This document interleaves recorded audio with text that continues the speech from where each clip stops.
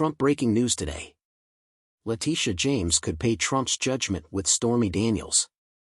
To help pay for the $454 million verdict in the civil fraud lawsuit against Trump, New York Attorney General Letitia James could utilize money that adult film actress Stormy Daniels owes him.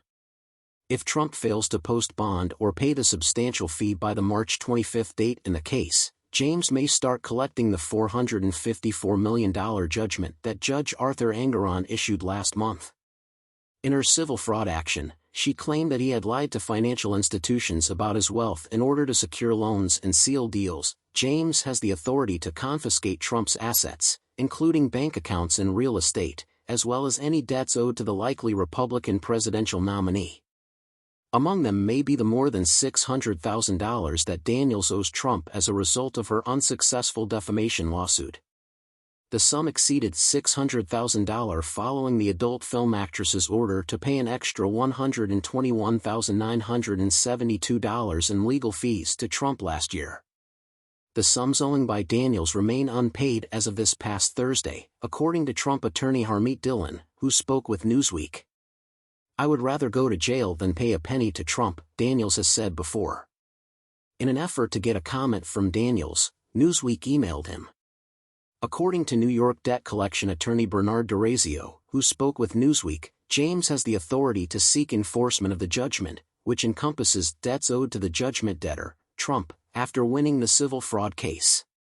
The NYAG might seek a court order ordering Daniels to pay the obligation to her if she owes money to Trump, DeRazio added.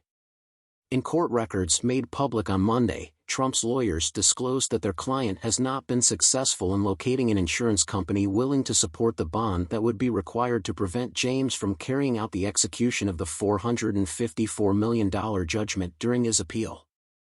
Trump reportedly tried to secure a bond from 30 different underwriters, but was unable due to the enormity of the verdict and the fact that bond underwriters prefer cash over property. While appealing the $454 million verdict, reports indicated that James would take another step in seizing Trump's assets. In an interview with the Associated Press, Syracuse University law professor Gregory Germain said that the state may charge and auction his assets, mortgage his real property and garnish everyone who owes him money in the event that Trump is unable to provide the necessary funds or a bail. "I would anticipate that he would declare bankruptcy in order to obtain the automatic stay on collection if he is unable to post a bond or fulfill the bonding criteria of the appellate division," he stated. "However, we will simply need to wait and watch what occurs because it is still a few chess moves away." Trump has boasted that he has never personally had to declare bankruptcy, despite the fact that his companies have done so multiple times in the past. Even if James might legally pursue Daniels' assets, DeRazio doubts the AG will do so due to concerns about Daniels' capacity to pay could be problematic. According to Michael McAuliffe, a former federal prosecutor and elected state attorney, who spoke with Newsweek, Trump's debts to the state are so large that any money he recovers from Daniels would be insignificant. With respect to the almost $500 million fraud judgment against Trump and his family, McAuliffe stated that if and when he ever collects the fees and charges from Daniels, the amounts might constitute a cash asset to contribute towards the fraud judgment. However, he emphasized that the $122,000 had no bearing on the case.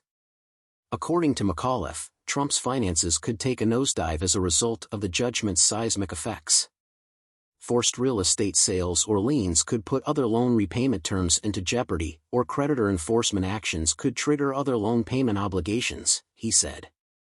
Potentially, it may all collapse.